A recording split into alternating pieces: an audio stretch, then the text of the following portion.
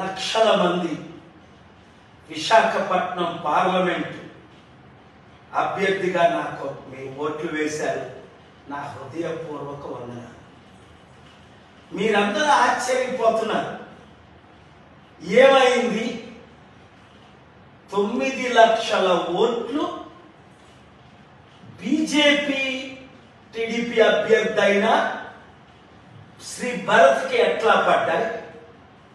1000లో 1 కూడా, కనీసం 9 లక్షల్లో 10% 90,000, 1% 9,000, మనకి 8,000 కూడా ఎందుకు పడలేదు అంటే 1000 ఓట్లు భరత్కు పడితే మనకి 1 కూడా ఎలా పడలేదని ఆశ్చర్యపోతున్నాడు భరత్ కూడా.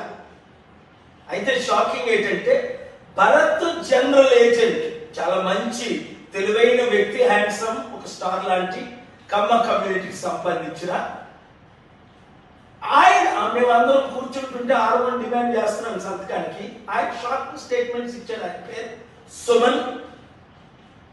ఆయన విశాఖపట్నం బార్ అసోసియేషన్ కి మాజీ ప్రెసిడెంట్, హైలీ ఎడ్యుకేటెడ్, చాలా మంచి ఆయనలా కనబడ్డాడు. పరిచయం చేసుకొని మేమందరం ఉంటుండగా, సార్ మోదీ గారి దయతో ఈవీఎం ఆర్గనైజ్డ్ రష్యన్ చిప్ ద్వారా జరిగినది 25% ఓట్ బ్యాంక్ మాకు అందింది. అందుకే చంద్రబాబు నాయుడు గారు కూడా మోదీ గారితో పొత్తులు పెట్టుకోవడం జరిగింది, మాకు లాభం అయింది. అవును, ఎవరెవరు షాక్ అవుతున్నారు, ఎందుకు షాక్ అవుతున్నారు, మీ కామెంట్లన్నిటికీ నేను జవాబులు ఇస్తాను.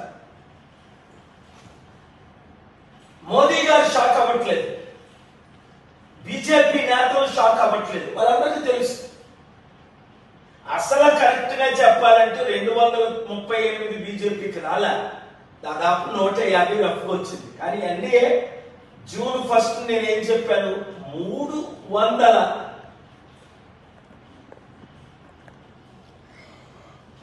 ఓటమితో బీజేపీ గవర్నమెంట్ ఫార్మ్ చేస్తుంది, మోదీ నెక్స్ట్ ప్రధానమంత్రి అని.